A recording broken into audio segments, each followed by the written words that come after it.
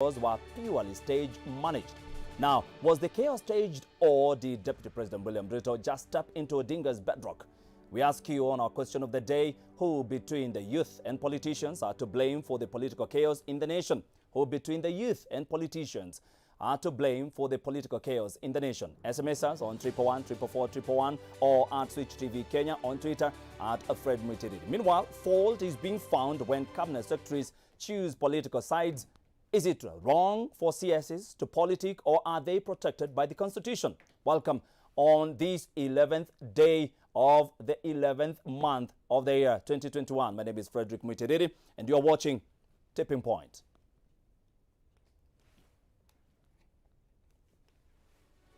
All right, question of the day. I'm asking you, who between the youth and politicians are to blame for the political chaos in the country? Who between the youth and politicians are to blame for the political chaos in the country?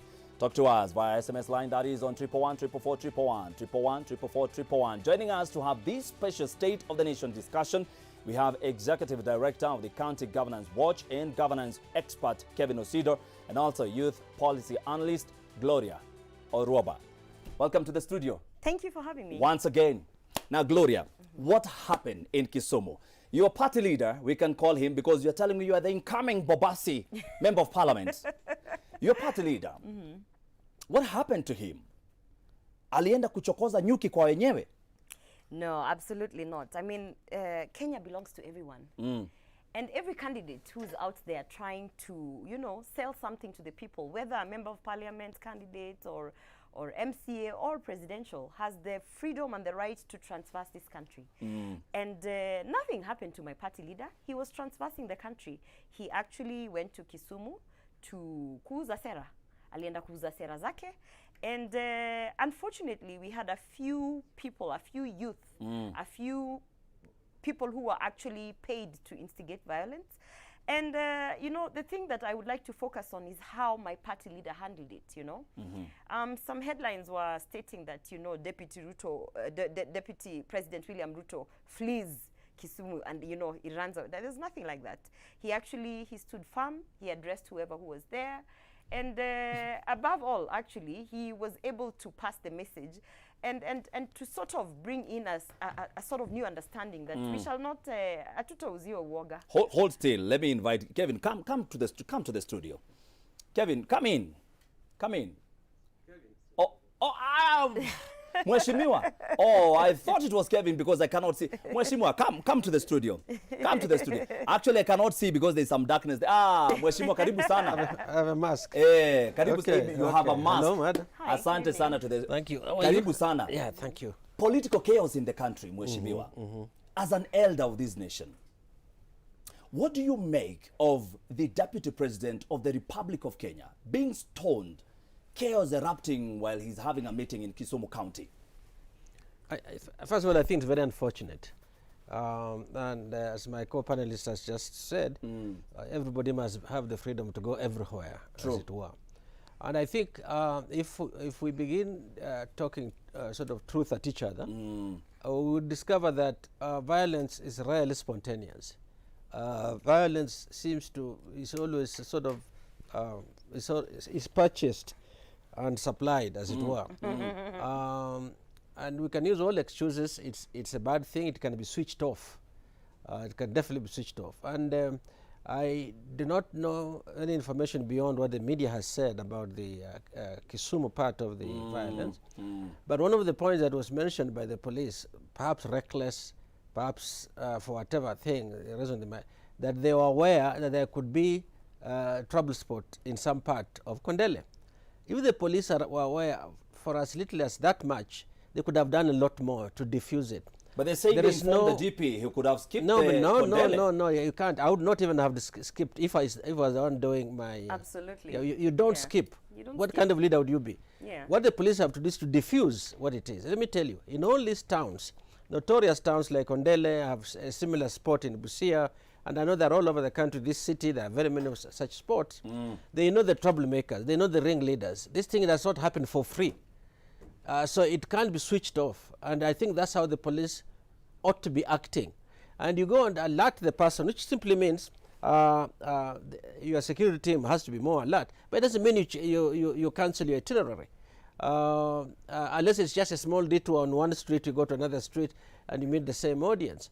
I think it's very unfortunate that even the police seem to be simply cheering on, as it were. They say there'll be trouble there. It's like, go back, don't come, go another route, cancel this one. If we begin doing that, then the territories in Kenya are not one territory. There will be components that are controlled by bandits, essentially, and so on. And actually, to belabor Mheshimiwa's point, is what is the role of the police? You know, what is their role? Their role is not to alert us when the thieves are coming or when violence. Their role is to act on the information that they receive and ensure that they are actually giving a service to ensure that every Kenyan is safe. So, you know, when you think about it, for instance, when they get intelligence of any form that there is a terrorist coming or a terrorist attack, Yes. you know, do they just come and tell us, guys, there's a terrorist attack, so don't go there? No, they act on it.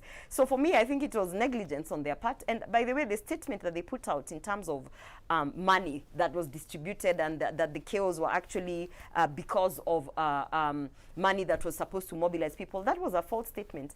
And you know, to be honest, I think we should demand But we know more. politicians, they give money, Not, right? Yes, but not for mobilization. Listen, I'm talking facts. I am involved in those kind of rallies for my party leader. And I'm telling you that we do not give money to mobilize. So that was a false statement. And actually what we should be, because now it's starting to look that the police are starting to have, you know, to peg onto one side. And they're supposed to have political obscurity. So what actually we should be demanding as the followers of the Hustler Nation movement, those who believe in William Ruto, first of all, the police need to put out an apology, because the statement that they put out saying that the chaos were actually because of the money that my party leader put out to mobilize for crowds, that was a false statement. Yes. So, But was this state managed? ODM party leader Raila Odinga is saying this was state managed. You see, first of all, the police claim to know exactly what happened. So they should come and tell us. ODM is saying that, not the police. Yeah, ODM is saying that. but I'm telling you, the police apparently, allegedly, gave a red alert prior and said that we are going to experience some sort of, you know, disruption in this area. So they should tell us more. They probably know who then was involved, because they could not have gotten half-baked information in forms of disruption, and they don't know who. The person who told them also told them who was organizing it. So what we should be demanding for the police, one, an apology to the Hustler Nation movement, because we don't pay money to mobilize for crowds. Yeah. And then two, they should tell us more information, because they knew about the disruption that was about to occur. Then they definitely knew who the perpetrators were, and they knew who the ringleaders were. So we should be demanding that the police should actually do their role and provide for the Kenyans who are out in public rallies and whatever, provide peace to them, and they owe us some sort of explanation. That is what we should, as active Kenyans, we should be demanding for. Mheshimiwa, yes. there's something you wanted to say. Yes, yes. You know, she got in before I finished. But I was just going to say that I think the getting youths to play protective or offensive services is a fairly common brand in our politics, and it is not in any way unique to any one politician or any one side of the political divide. The police usually has information. The police do get a lot of intimate information, micro information, I should use the word. In Busia, when a similar thing was done, they were able to round up 8 people or so. They may not be the only ones, and I don't know if they are the only culprits. Maybe others are out of the net, and they're going to face the law. You know, once you are taken to court, by the time you're through with it, it has cost you time, resources, and so on. And people tend to fear that. What we expect they should do in respect to Kondele, in my view, would be to round up the people. From the information they had, there would be trouble. They knew who would be making the trouble. To round up these people and put a stamp to it. There's no need to maintain a dark spot like we do Kibra in Nairobi, like they do Kondele in Kisumu, and in many places. You know that that's a territory in which the rule of law does not apply, and you still tolerate them. They hit headlines from time to time. Think of the ordinary person who lives there, who doesn't pay a price for the peacekeepers in the area, because these are mafia-type arrangements. But Mheshimiwa, if I'm looking at it this way, we know that certain places are hotspots. We know that. It's like going to Somalia. You know very well there are Yeah. certain places in Somalia that you go, the possibility of you being attacked by Al-Shabaab very high. In Kondele here, we have seen this is not the first time. No. And we do not want to put them in a cocoon somehow that is them, because it's a few elements. We cannot say it's everyone. It's a few No, elements. of course not. Why would you go to a place that you already know people are charged? Because they do also need to hear the message, the political Absolutely. message. And remember, now we are discussing a matter that relates to Deputy President, but this can relate to any other politician.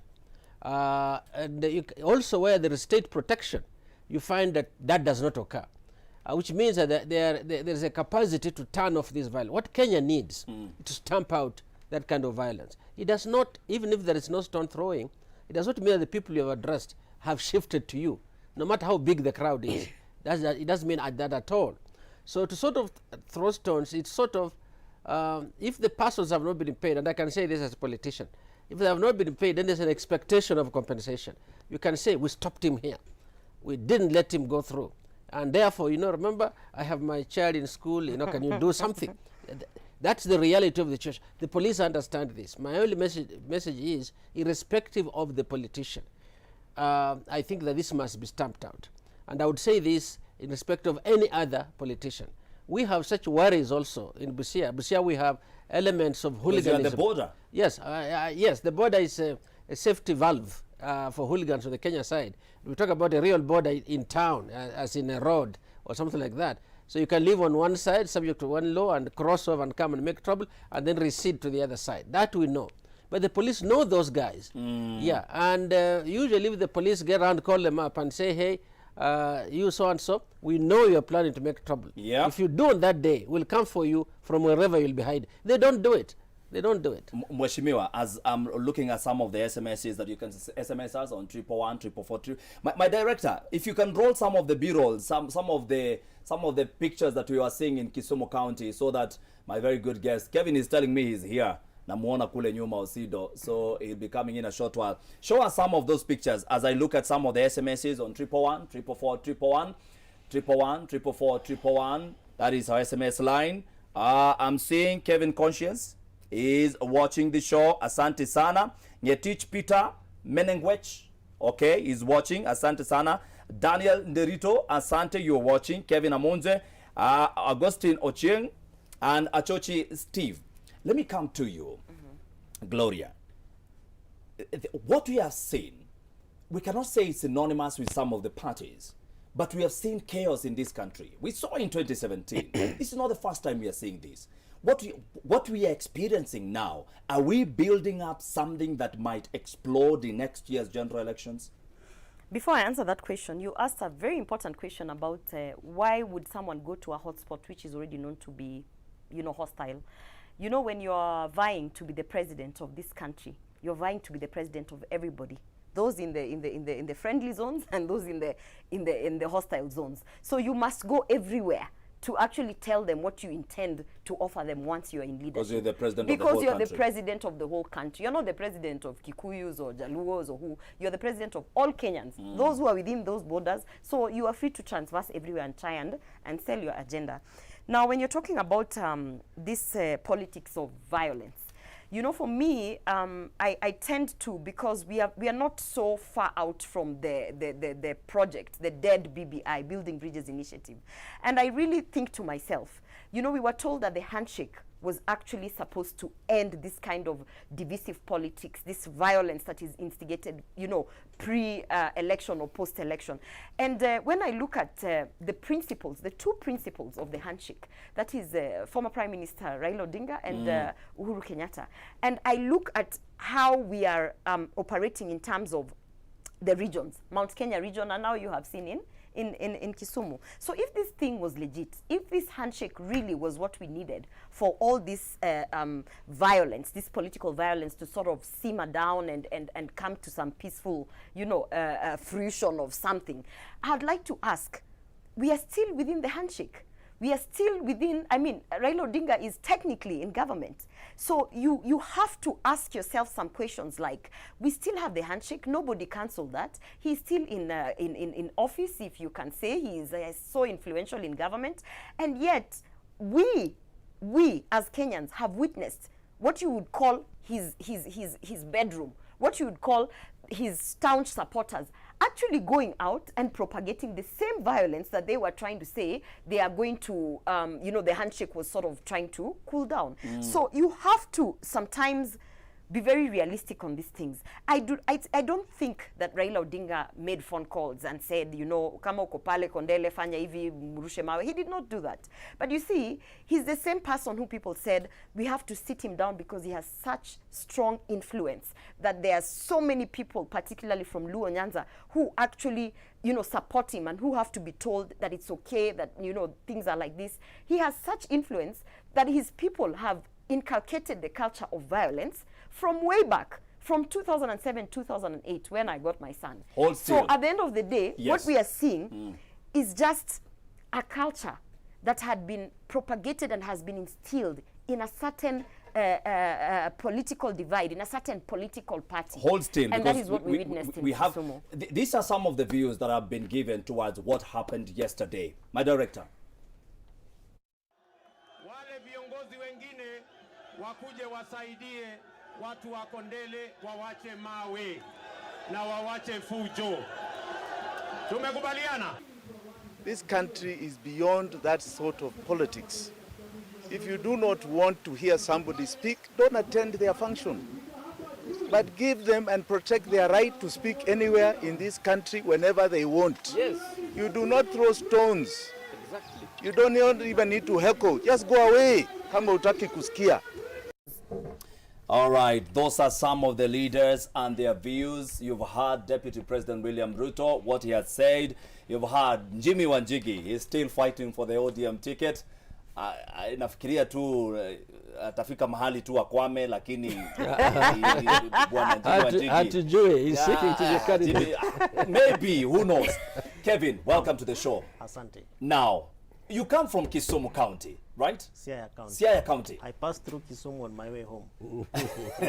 Now, Kevin, you saw what happened yesterday. Yes. What do you make of it? I was there just before it happened. You are there? Yes, yes. Since Wednesday.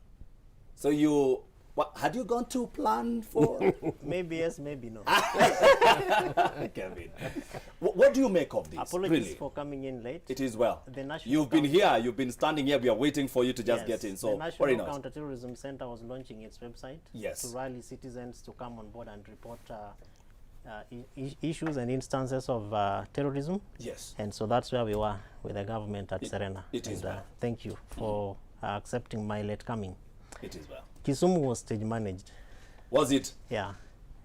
Because you are there anyway. Because I listened to community members, and 2 days before then we were meeting with aspirants, most of them from different political parties, whether it was UDA, ODM, Jubilee, ANC, Ford Kenya. That's really why I was in Kisumu. And on Friday we had now a regional meeting with counties from Kakamega, Bungoma and the like. And from the conversations that were taking place, including from the aspirants, word was that they will allow the deputy president to come and do his thing. They will not interfere. And what really happened, therefore, the long and short of it, you could see that it's something that happened when he was just finishing speaking. And it was happening at a certain corner, a spot of the small crowd that we saw there. And if you listen to what the police have said, and I heard Gloria saying that if you are running to be president, you even go to those hotspot spaces.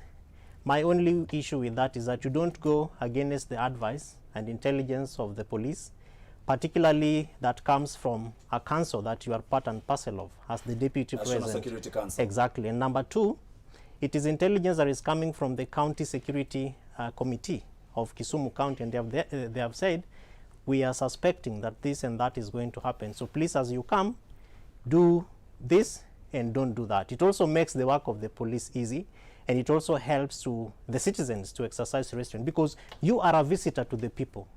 The county commissioner is known to the people of Kisumu. Let me stop the you county just for a commander second. is known to the people. Let me ask you of Kisumu. what they had said, because I don't want them to belabor the point. All right. But they are asking, if we start skipping some of these zones and start saying Kondele, don't go to Kondele, If you become the president, will you become the president of that particular county and that particular area? The essence of the deputy president's going to Kondele was not national government, rather it was not government duty. It was on a campaign trail. Well and good, but if he becomes the president, yes. if, I'm saying if he becomes the president, Yes.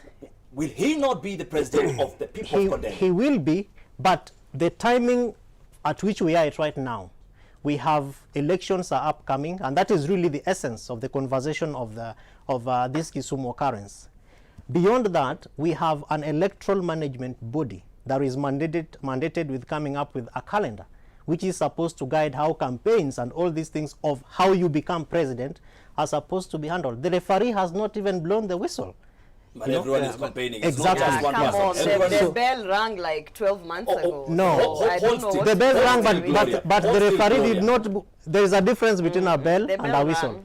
But But everyone is campaigning Bell anyway. rang. Yes. You cannot say The that bell some rang. people are campaigning, some are not. I mean, Everyone is right campaigning. now, Let me this just guy add, announced Kenya. a So downside. Yes. What can you be The telling us? downside to Bwana Sido's point of view, that the candidate could have, in a sense, skipped, yes, because of the advice that he had, and saved everybody this trouble.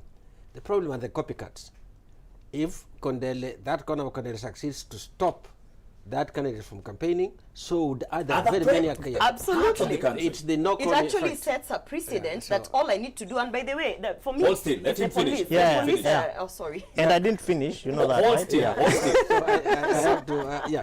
No, I just, that's all I wanted to say, that there would be a knock-on effect from copycats all around. I think the rule of law is important, is critical, it must not be tolerated. That's the point. Let me go back to, before I come to you, Gloria, I'll give you a chance. Just allow. Yes. Osido, Yes, please. are you not, especially coming from a governance watch, a team Yes. that is mandated to oversee such issues? Yes. Aren't you worried that what we saw in Kondele, if, say today, Raila Odinga goes to Eldoret, the people will be reacting towards that? Don't But you you see, there's a danger in that? There's a danger in that, and that is a danger that has been there. And that is why I'm also glad that Gloria spoke about the Building Bridges initiative, which actually was supposed to cure these kind of instances and incidences. The court said no. The court said no to a referendum. The referendum was not about the handshake. It is because of UDA and the people who are anti-BBI. What do you mean? That, no, let me just finish. That this narrative is being propagated. But if you look at the gains of the BBI process, they were not stopped by the courts. Now, further to that is purely because of the understanding and the message of the BBI. The citizens are comfortable to follow through what their role is in the BBI, which is to say no to rallies or campaigns which are going to be violent, which is to say no to leaders whom they do not want, including learning and knowing who they are going to vote for. And they don't have to be pushed to be able to do that. Hold still. Now, let me give Gloria a chance. Now, Gloria, you've heard. What are some of the dangers of what Kevin is saying? That we skip some parts. And I'm worried about, actually, as a Kenyan, I'm worried about that. If we skip some of these parts, what are we telling other candidates? Kevin is confused because he's a driver of the initiative of the Building Bridges initiative, which was a 9-point agenda. If I can remind him, I am not a point driver. number 5 was divisive elections. That is what it was trying to cure. Not only the Building Bridges initiative, but the handshake. So I heard him saying it's because of UDA. UDA did what? The handshake happened, whether UDA was in existence or not. UDA did what? The handshake was supposed to bring peace. We were actually told, listen, Raila Odinga commands influence of a percentage of people in this country. We must sit him down on the table, shake his hand, put him in government. UDA had nothing to do with that. What we were expecting, us as active citizens, is that now that Raila Odinga, there was a handshake, na amekalishwa chini, we see he has a convoy, he's in government, he's happy, he's doing things, he has influence. We were expecting that he at least at the bare minimum just translates that peace, that handshake that they got, translates it to his followers, such that when he came to Eldoret, My director is telling me we go on a break. When he went to I'll give you a chance. No, Before you give the example, Yeah? you'll give the example when you come back. Now, my director boss is telling me we take a short commercial break. Lazima tulipe mali ya wenyewe. Asante sana. We are coming back in a short while. Don't go where. This is Tipping Point.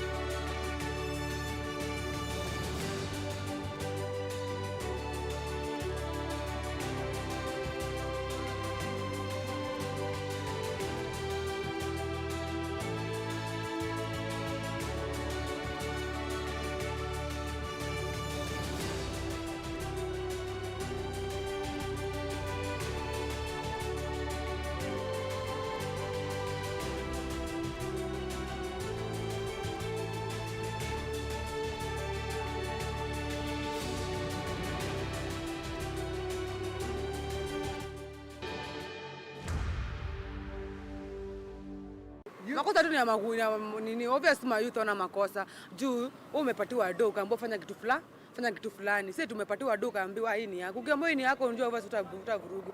But umepatiwa do, umeambiwa fanya hivi na hii. Unyo utatii tu juu obvious hao ni mabigi yako na do. Wanasiasa ambao wale wanapeana hii pesa na vijana pia. Kwa sababu niko na right ya kusema sitatupa mawe. Kwa sababu kila mtu ako na huru ya kuzuru mahali popote anataka Kenya hii. Tuko tu in peace jo. Hata kama kutupatia pesa, sisi mnatupatia pesa mnatuambia tufanye kitu kama hii. Atuone turushe mawe zi. Kama tukupatia pesa, tupatie pesa yenye uko sure itatufanya nini, itatusaidia. Ila tuache kutumika vibaya, tupee kila mwanasiasa nafasi auze sera zake. Kama sera zako hazikufurahishi na mwanasiasa mwingine, usilete furugu. Sikiliza yeye anataka kuambia, kama unaona ikusaidii achana naye, just sikiza tu. But tusiaje kutumika tusipige watu mawe, kila mtu auje sera yake, kila mtu akufuri kutembea Kenya mzima. Uja sera. It's actually sad when you see Kenyans throwing stones, planning for chaos. It's sad. And it should not be happening in this country. We know what happened in 2007, 2008. If you are a young person who is being used by politicians, just stop. Stop, because you have a family. You have a family. Gloria, there's something you are saying. I do not want to curtail you. You feel like the women in this show. We should comment on those clips. Yeah, let me comment on those clips. Yes. Because I was the lady who was saying, unajua sasa tutafanya nini, tukipewa pesa tuambie tutupe mawe, you know, we have to. No, you don't have to. And that is the mentality but actually among the youth. You don't have to. You can take the money by all means, please. We are in a pandemic, we are suffering. There are no jobs for the youth. Take that money. But you don't have to throw stones. Who will verify whether I threw stones or not?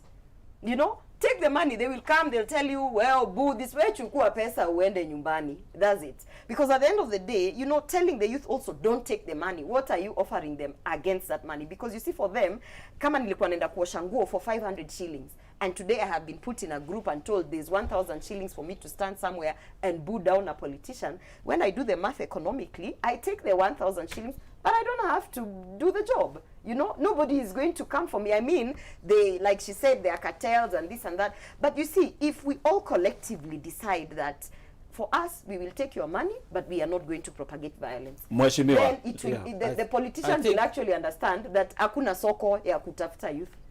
Is that the I right? think there is a commercial component in our politics. There are many components that may be commercial. Yes. But one of them are these hired goons and so-called security, or sometimes just youths and so on, to enforce an idea. And let me tell you, it's not always like, for example, in the case of Kisumu, you can't blame the ODM party leader, but the local arrangement, local organizations that specialize in recruiting people for this kind of thing can actually do it. If they did it on their own accord, somebody would pay them later. But usually there is monies that will go around for every rally. For mobilization. Mobilization simply being that you can get people in the right places. And again, there's nothing illegal about bringing people in. But I think the key thing here that we must look at, if we are to solve the problem, is to accept that there are hired goons that are in any of these rallies.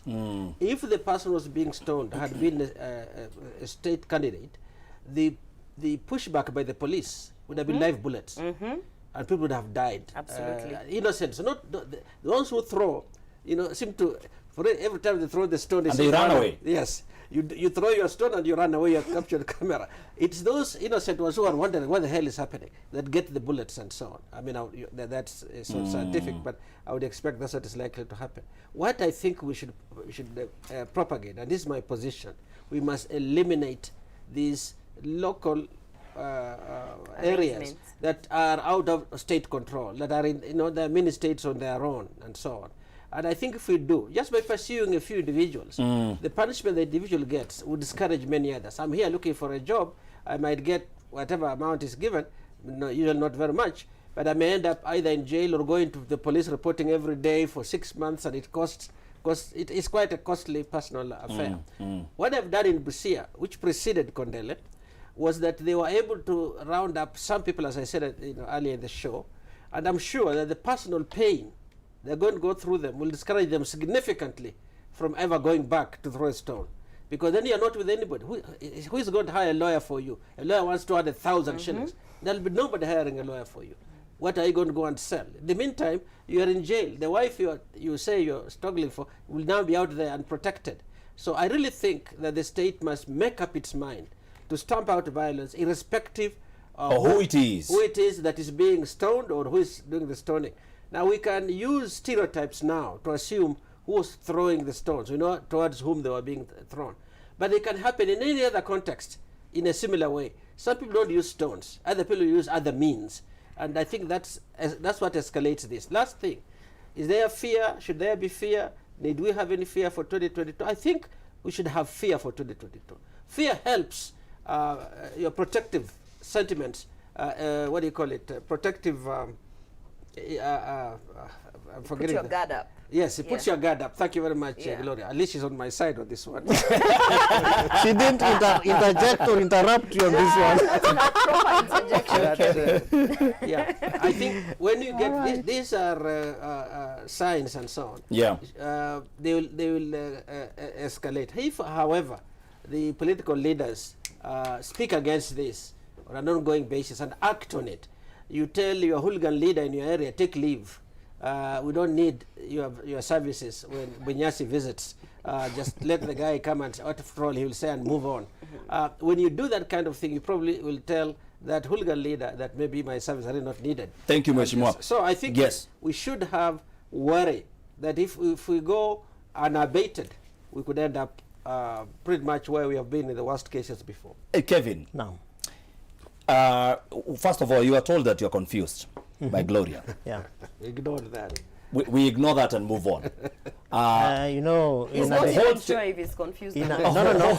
I am trying to respect Gloria. Because she's a lady in this team. Not necessarily, because there are very many instances where Gloria has been confused, but I have never told her that you're confused, because I believe she's a well-educated, properly level-headed lady, and that whatever she does, she has a reason as to why. So in my confusion, probably I have a good reason why I am confused. Hold still. Yeah. Thank you. Okay, Kevin. Yeah. We are looking at today, Raila Odinga heard him say, intimating that Deputy President William Ruto brought this unto himself by the words he was speaking. Do you share the same sentiments? You see, politicians, you cannot control what they speak when they see crowds. But when you're vying to be the president of the Republic of Kenya, there are things that you, I believe, cannot and should not and must not say. And particularly if you are trying to appeal to a certain group of people. And I say this with due respect to the fact that our politics in this country is largely ethnic. Yes. And especially because of the kind of intelligence that had also been shared with the team of the Deputy President. When the Deputy President gets to Kisumu, and this is a trip that has been organized for very many months, by the way. So there are things probably that even his own, you know, the top-bottom people, or is it bottom-up people who are in Kisumu, should have also advised him that yes, we know you have the right to say some of these things, but given the kind of context and the narratives that are ongoing, with due respect to the numbers that you want to try and help Uganda from Kisumu, we don't expect that you will say this or that. But because politicians are who they are, sometimes, as I said, you cannot control what they say. But in terms of helping even the state that Mheshimiwa is talking about, I believe that as a deputy president and someone who is running to be president, you are not supposed to say certain things to incite people with the expectation of exciting votes. And so I don't think that I haven't been keen to some of the things that the DP said, because some of them were being said within chaos and makelele, which probably was not even clear. Gloria. I have been keen. I know. Let me ask you the question. Okay. Let me ask you the question. Deputy President, your party leader, some of the words that he said is that the movers of BBI, they were confused, and we know it was going to. Why would he start a conversation about knowing very well that the BBI was being moved by Raila Odinga, the ODM party leader? Why would he bring up a conversation, such a conversation that is very emotive in such an area? My party leader is an honest man, a Christian, a person who speaks facts. And you have seen that even the court systems have affirmed that the initiators and the drivers of the Building Bridges initiative were actually confused. I've actually sat here and said that, you know, if you're pushing that we have to stop divisive politics, the politics of antagonism and tribalism and all that, why would you be the same person who cannot allow for another, for your opponent to actually transverse what you call your bedroom in peace? You understand? But I don't want to focus on that confusion, because for me, there was a silver lining on Kisumu. The part where there were so many more followers who were actually eager to hear what William Ruto was coming to sell. But before I go there, Kevin is talking about that as a presidential candidate, there's some utterances that you shouldn't be putting out there. I totally agree. That's the reason why sometimes I really think through. I'm like, is Raila Odinga actually a presidential candidate? Because the other day in the rally, we had him. There's a clip of him saying, "Kila kijana atoe bunduki na risasi yake." If that is not no, but he went further. Sorry to just come in. He went further and said and qualified it as a vote. Yeah, Gloria. At this point, from 2007 and 2008, and all all the divisiveness and the violence that we have seen pre and post elections, why would you, of sound mind, be talking about bunduki and risasi? Honestly, even if 2017 he said that amebakisha risasi moja. We didn't mean it to go to war. Can I say something? It's actually like there's a time I did a show with Babu Owino, and I was like, if this guy makes a metaphor about DJs and guns, it should not be appropriate at all. That's what I'm trying to say. We have actually come out of a situation where bunduki and risasi is no longer just, you know, a thing that you say, bunduki and risasi. It actually, people lost lives in 2007, 2008 because of bunduki and risasi. When you're a presidential candidate and you're actually out there saying, kila kijana, in fact, the youth, atoe bunduki na risasi yake. It doesn't matter in what context, in what level, to me, that is incitement. To me, and my opinion as a youth and an active Kenya, if I was in that rally, and you know when you're in rallies, you know you're charged, eh? When you're in rallies and you're really resonating with what's happening, you're already charged. So you can imagine if you're already charged and then someone is telling you bunduki and risasi. Let me tell you, they are not thinking metaphors. They are thinking Baba alisema tutoe bunduki and risasi. And let me tell you, that is why Kondele happened. Because bunduki and risasi was before Kondele. Mheshimiwa. So let me just add one aspect to it. There are many ways in which youth or politicians can push back. One of them is, of course, the use of stone throwing, literally. But to use a stone to throw, first you must locate the stone. You must be able to carry it in wherever, in your jacket. You're not going to walk with it in your hand, in all likelihood. So that when the right moment comes, you're able to take it out and, you know, make it a weapon. So it is something that is premeditated, and that's why I'm still saying that we can stamp out this sort of thing. Fortunately, a lot of our violence has not involved bunduki na risasi. We thank God. Yeah, we thank God. At least as at now. We will not go there. I believe we will not go there, Gloria. If they keep using these metaphors, that's the fear you are telling us you must have. If they keep using these interjecting or interrupting. Hold still. Yeah, you see, we could end up there. And it's true that you do not, certain metaphors you can't use, particularly if they may pertain to some reality and so on. So I think maybe that was really a slip of the metaphoric tongue. The part of the Prime Minister. I think we should just be totally against any form of violence that gets onto physical assault. There may be verbal assaults, people who throw words and so on. You've seen American... But that is incitement, though. Yeah, it is. You've seen American basketball players, when they disagree, they normally put their hands at the back. I don't know if you've noticed that. Yes. And maybe they can hit each other in the chest, but not with the head. And so on. Because if your hands are in front of you, there's a risk that in your excitement, you might reach somebody else and so on. We must not go there. That's what I'm saying. And it's not necessary. All of these national politicians have a way of using words and metaphors that can convey a word. If you're an older person, an older man, for example, and you're saying, I'm not able to have any more children, I've only one more bullet, like for one more child, that might be understood. But that's not what we are talking about. We are talking about different. More serious stuff. Yes. Kevin, now you have a chance. All right. Should we worry about 2022? Mheshimiwa Sako has said we should be worried about 2022 because such patterns, like I was telling you during the break, I was serving the Kenya Police Force back in the day, in 2007, 2008. And such sentiments, such pockets of violence, chaos right here, right there, some sentiments are being put out here. That is what we were saying. Should we be worried about 2022? Definitely yes. And in fact, what we should be doing right now is to strengthen institutions, which include the National Cohesion Integration Commission. Many things have not happened. How do you, for instance, prosecute hate speech? What is hate speech? How do you define hate speech? Do we have any successful prosecutions that have been meted on some of these people who are meeting, that are propagating these narratives around hate speech? The DCI investigations, how do you investigate, for instance, this kind of Kisumu occurrence, because the politicians know, because these are people who are surrounded by people who brief them, they tell them, we expect a stone from so and so. How do they therefore work with the police to be able to investigate, arrest and prosecute, so that we do what Mheshimiwa is saying, which is to jail somebody for 6 months, and then we are there, putting their faces out there in newspapers and on social media. Jailed in this country? That is where the problem lies, and that is why these things are ongoing.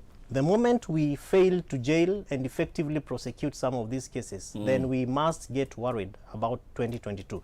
The other thing is, of course, strengthening institutions and, for instance, political parties. Right now, we are running an academy within County Governance Watch called the Aspirants Academy, where we are even asking those who have enrolled into the program to sign peace pledges, that when you are doing your campaign, that campaign, it is your responsibility to ensure that it is peaceful, and if there is any occurrence, we are going to hold you accountable. And even fundraise money to campaign against you. My director is telling me that my time is over. So I'll give you 30 seconds to just talk about peace in this country. Gloria, and then I'll go to Mheshimiwa Sakwa, and then we'll finish with Kevin. 30 seconds. 30 seconds. I'm vying for Member of Parliament of Obasi constituency, and my focus is in the schools. Why? I am targeting the children because the change makers of this country is not going to be the senior citizens, it's not going to be us. If we are going to start pushing for a culture of peaceful politics, of politics that understands that democracy is for all, then we have to start inculcating that culture from our children. And that is why my focus actually in politics is within the school system, because I truly believe the change makers of this country are the children. Youth. So the youth, if you're out there 30 seconds over. If you're out there listening, this is my take. Msikubali kutumika. Mheshimiwa Sakwa. What I can say is that we're already in a bad place in the economy, for example. We've come from 2 successive difficult elections, almost 3 if you count 2017 as 2. And those who suffer are the most active part of our population, are the youth, generally speaking. For many of the households, they are the breadwinners. Yes. Irrespective of what little they do, even if they are wheelbarrow pushers or white collar workers, they are the main winners of the bread. And when you lose such a person, the costs are very heavy. We can't afford to go that direction. My appeal would be that the state has the resources and the capacity to stamp it out. It may not be perfect, it may not be 100%. Yes. But let us tend towards stamping it out. And we shall not stamp out conflict. Let us stamp out violence. Okay. Out of this. Thank you very much. Kevin? Let us strengthen institutions of accountability.